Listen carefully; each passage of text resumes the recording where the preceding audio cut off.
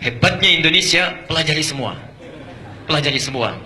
Maka guru-guru kita itu, Masya Allah, ada yang datang ke Afrika Utara belajar ke Mesir, ya. Ada datang ke Asia Selatan, ke Pakistan, ada datang ke Timur Tengah, ke Mekah, Masya Allah, ada yang ke Madinah, macam-macam. Dan itu sudah dulu berlangsung, dipelajari keseluruhannya. Saya berikan contoh misalnya, orang Surabaya belajar ke Mesir, orang Jakarta misalnya belajar ke Mekah, orang Padang misalnya belajar ke Irak, misal saja. Dipelajari semua. Afrika Utara mazhabnya tadi apa? Maliki, ya. Yang bismillahnya nggak dibaca sama sekali, ya. Masya Allah. Asia Tenggara apa mazhabnya tadi? Syafi'i, yang bismillahnya dijaharkan. Di Teluk mazhabnya apa? Hambali, yang bismillahnya disirkan. Belajarlah di situ. Pulanglah ke Indonesia, Masya Allah. Saat pulang ke Nusantara, misal datanglah tiba-tiba orang Surabaya ke Jakarta, bermakmum di Jakarta.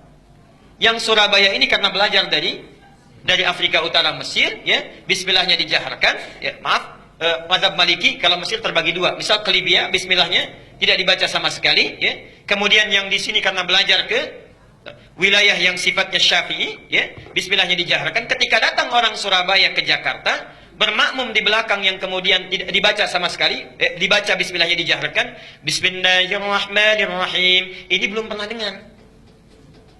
Ngaco nih sholatnya nih. Harusnya nggak dibaca nih, ya. Yang ini juga begitu. Yang ini belajar, ya, Masya Allah. Yang tadinya disirkan dari Teluk, dari Mekah misalnya, datang lagi, datang ke wilayah Surabaya, bermakmum di sini, nggak dibaca sama sekali. Salah di sholatnya nih. Ini kejadian sampai sekarang. Saya tugas di Mekah 2010, menerima jemaah haji yang pertama. Begitu datang sholat, Masya Allah, isyanya sholat di situ, Allahu Akbar. Imamnya disirkan, Alhamdulillahi Rabbil Alamin. Imamnya Muhammadiyah sendiri. Begitu sholat subuh, imamnya nggak kunut. Lengkap sudah itu. Apa saya bilang kan semalam Muhammadiyah kan yang nggak kunut. Padahal nggak ada Muhammadiyah, nggak ada NU dari zaman Nabi, Masya Allah. Dan yang paling hebat, dua pendiri ormas besar itu bersaudara dan belajarnya sama-sama. Sama-sama berangkatnya bareng, satu nasab yang sama, belajar di satu guru yang sama, kembali yang sama, punya misi yang berbeda. Yuk kita buktikan. Saya agak panjangin sebentar nih ya.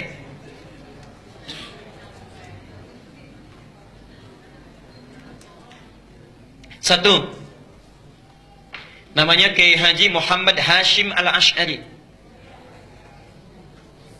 Muhammad Hashim Al-Ash'ari. Kemudian nanti mendirikan Nahdlatul Ulama tanggal 31 Januari tahun 1926.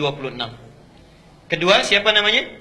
Kiai Haji Ahmad Dahlan. Sebetulnya bukan nama asli, nama aslinya Muhammad Darwish. Muhammad Darwish. Cuma nanti saat pergi ke Mekah, keduanya ini oleh gurunya Muhammad Darwish diganti nama menjadi Ahmad Dahlan. Ahmad Dahlan mendirikan Muhammadiyah tanggal 18 November tahun 1912. Nah, pertama, dua-duanya ini bersaudara. Bersaudara. Ketemu nasabnya di saudara jauhnya. Muhammad Hashim Al-Ash'ari bin Abdul Wahid. Bin Abdul Wahid. Bin Abdul Halim. Abdul Halim nama aslinya Pangeran Bernawa. Pangeran Benawa. Bin Abdurrahman. Abdurrahman nama aslinya Sultan Hadiwijaya. Dikenal dengan Joko Tingkir. Bin Abdul Fattah. Bin Abdul Aziz. Bin Abdullah. Bin Maulana Ishaq. Siapa Maulana Ishaq itu? Bapaknya Raden Ainul Yakin yang dikenal dengan Sunan Giri. Bertemulah nasabnya di Maulana Ishaq. Maulana Ishaq. Nanti kita jelaskan siapa Maulana Ishaq ini. Kiai Haji Ahmad Dahlan, ini nasabnya nyambung ke sini Maulana Ishaq. Kiai Haji Ahmad Dahlan bin Kiai Haji Abu Bakar, bin Kiai Haji Ilyas, bin Kiai Sulaiman, bin Kiai Murtada, bin Demang Jurang Juru Kapindo, bin Demang Jurang Juru Sapisan, bin Kiai Gerbek, bin Maulana Ishaq. Maulana Ishaq. Bertemu di sini. Ya. Siapa Maulana Ishaq ini? Adalah satu dari dua anaknya Syekh Ahmad Jumadil Kubra yang membawa Islam asalnya dari Mesir, datang dengan 8 orang temannya atas perintah dari kekhilafahan Turki supaya datang ke Nusantara memberikan nilai-nilai Islam. Namanya Ahmad Jumadil Kubra. Punya 2 orang anak, satu Maulana Ishaq, yang kedua Syarif Abdullah. Syarif Abdullah. Maulana Ishaq ini nanti akan melahirkan 2 keturunan ini. Syarif Abdullah ini tinggalnya di Mesir, tidak ikut ke Nusantara. Tapi nanti pada tahun sekitaran awal abad ke-15 akan bertemu dengan seorang perempuan luar biasa yang sudah masuk Islam, anaknya Prabu Siliwangi. Prabu Siliwangi itu siapa? Nama aslinya Pamenah Rasa. Pamenah Rasa punya kekuasaan yang luar biasa, luas ya. Kalau dari Cirebon batas Jawa Tengah sampai dengan ke ujung wilayah Banten, ibu kotanya di Bogor. Dulu namanya Pamenah Rasa. Pamenah Rasa ini dulu inspeksi datang ke wilayah Subang pada masa itu sampai dengan ke Karawang. Di Karawang itulah bertemu dengan seorang perempuan yang bersih luar biasa, cantik, taat, sedang baca Quran. Muridnya Syekh Hasanuddin. Syekh Hasanuddin itu karena dulu menimba ilmu Qurannya di Mekah, dikenal dengan Ummul Qura, maka disebut dengan Syekh Qura. Syekh Qura. Siapa perempuan ini? Namanya Nyai Subang Larang. Nyai Subang Larang. Nah, jatuh cinta dengan Nyai Subang Larang, menikahlah dengan beliau ini. Setelah menikah pada tahun 1423 memiliki keturunan pertama laki-laki, diberi nama dengan Walang Sungsang. Walang Sungsang. 1426 punya anak yang kedua perempuan, diberi nama Nyai Rara Santang. Rara Santang. 1427 lahir anak yang ketiga, diberi nama dengan Raja Sengara. Raja Sengara. Nah, kakak ini, dua kakaknya, Walang Sungsang dengan Rara Santang, kemudian muncul satu masa ingin berhaji. Datanglah ke kota Mekah. Ya. Kemudian mereka datang ke Mekah setelah menunaikan ibadah haji, berganti nama. Ini Walang Sungsang menjadi Ki Abdullah Iman. Kan yang ini ya, Abdullah Iman namanya. Gelarnya Ki Samadullah. Gelarnya Ki Samadullah, Kiai Samadullah. Samadullah. Ini Rara Santang berganti nama menjadi Syarifah Mudaim. Syarifah Mudaim. Saat akan pulang di jalan bertemu dengan Syarif Abdullah. Syarif Abdullah langsung meminang Syarifah Mudaim untuk dijadikan istrinya. Menikahlah kedua orang ini, lantas berangkat ke Mesir. Di Mesir kemudian mereka menyatu, bersama-sama berumah tangga, melahirkan seorang anak namanya Syarif Hidayatullah.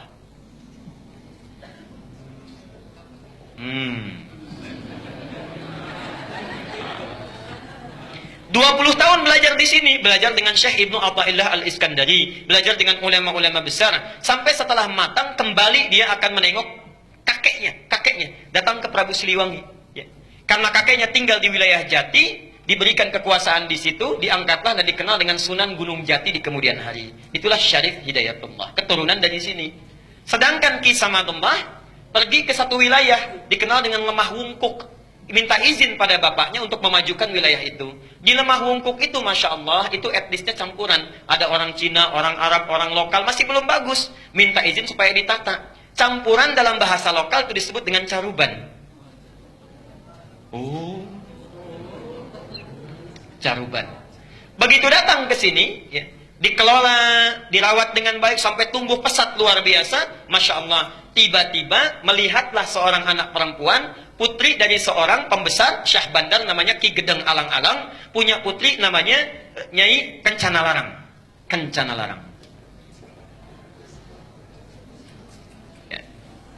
Menikah dengan Kencana Larang. Setelah menikah, untuk mengabadikan namanya maka disebut dengan Caruban Larang, Caruban Larang, Caruban Larang. Lisan orang sana menyebut Caruban, Caruban, Caruban, berubah sekarang menjadi Cirebon, Cirebon, Cirebon, Cirebon. Nah, muncul Cirebon. Ibunya Nyai Subang Larang sudah lama berumah tangga, ingin menengok. Di perjalanan lewat di satu daerah, ajalnya tiba, meninggallah di situ.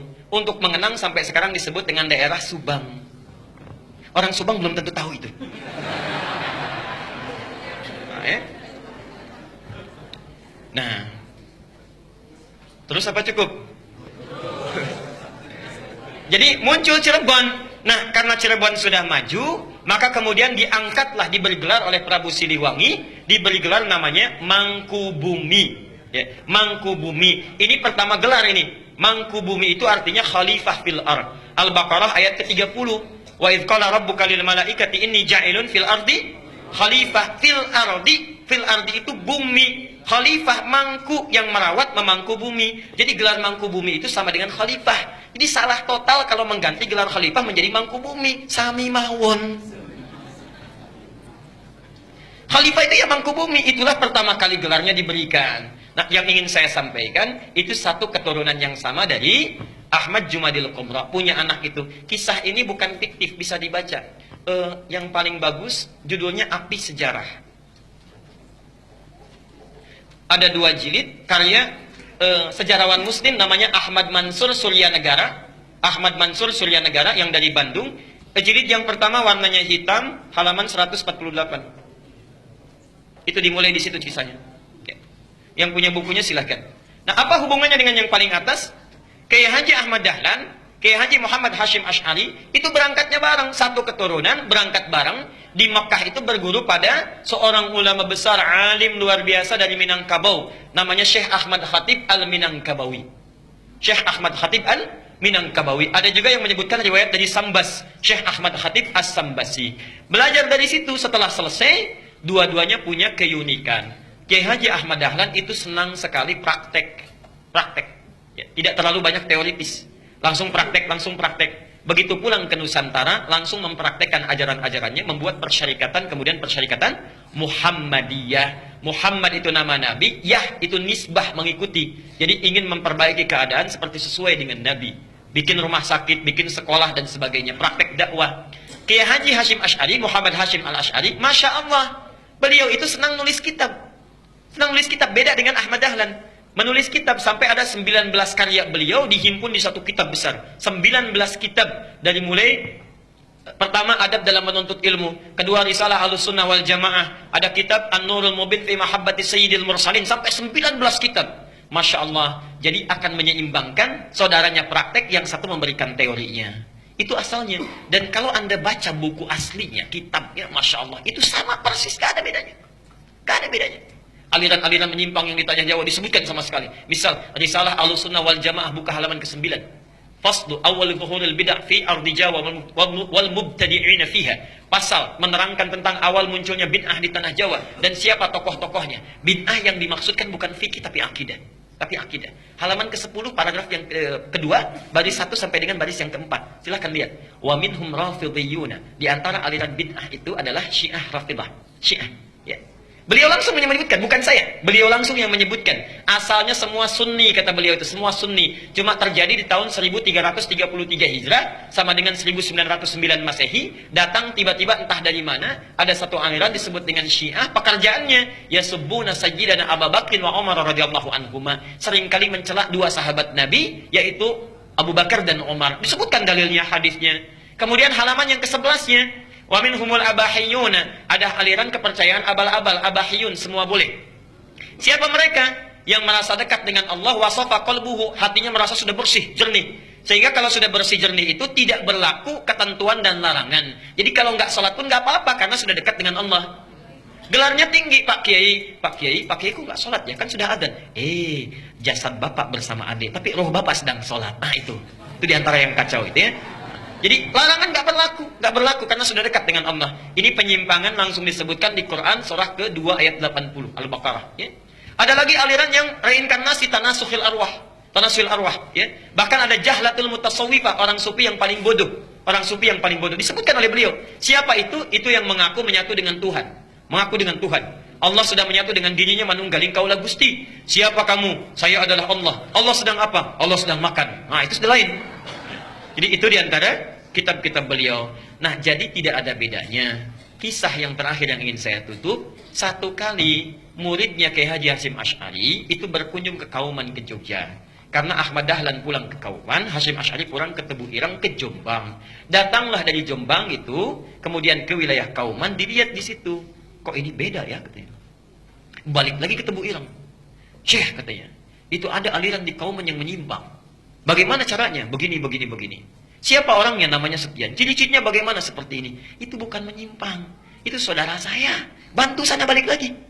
Masya Allah. Ketika membantu balik lagi, kemudian sampai di situ berumah tangga, punya anak namanya Ahmad Azhar Bashir. Sampai kemudian jadi pimpinan pusat Muhammadiyah. Yang digantikan oleh Amin Rais, digantikan oleh Syafi'i Ma'arif, digantikan Din Samsudin. Agustus nanti mau muktamar itu. Mau diganti lagi karena sudah 2 periode. Saya baca itu. Saya baca, jadi saya tahu itu. Ya, sama juga NU juga begitu, sama sampai sekarang sampai Aqil Siraj. Ya, Hasyim Muzadi digantikan Aqil Siraj, sekarang mau nyalon lagi yang kedua itu. Ya, jadi insya Allah baca. Dengan membaca itu menambah wawasan kita, jadi paham, bersikap kita bijak. Saya semua dibaca, walaupun yang dibaca itu tidak semua harus diamalkan. Tidak semua harus diamalkan. Saya baca, informasi saya baca. Bapak Ibu mau tanya apa saja, insya Allah kalau tahu saya jawab. Tanya musik, saya nggak pernah main musik, saya nggak suka. Dan bukan bagian dari hal yang penting. Tapi teorinya saya hafal. C, D, E, F, G, A, B, C, G, A, B, C, D, F, G, D, F, G, A, B, C, D, A, B, C, D, F, G, A, F, G, A, B, C, D, E, B, C, F, G, A, B, B, C, A, B, C, A, B, C, A, B, C, A, saya tahu itu. Ya. Jadi bersikap dengan baik. Saya kira kita cukupkan dulu ya.